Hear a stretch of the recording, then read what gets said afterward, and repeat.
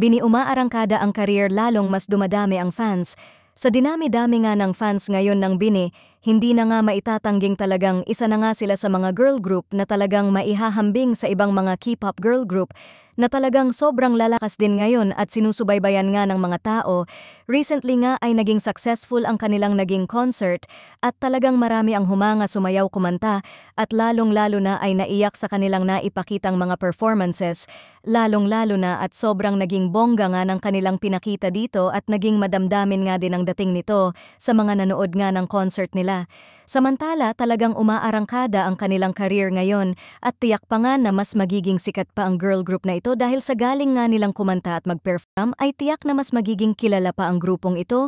Sa naging successful naman na concert nga nila ay pinag-usapan nga ang kanilang mga naging performances na may nagsasabi nga na sana makapag-ipon pa ako para makasama dyan.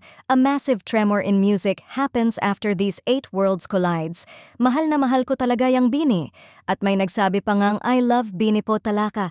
I hope makapanood ako next concert nila at makita sila in person sila na lang po ang stress reliever ko.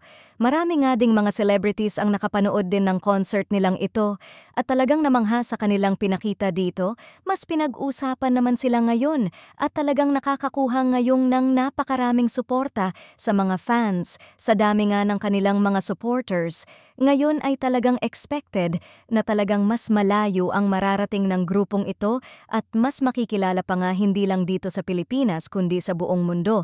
At siguradong marami pa silang mga musikang paparating na pakaabangan ng maraming mga fans.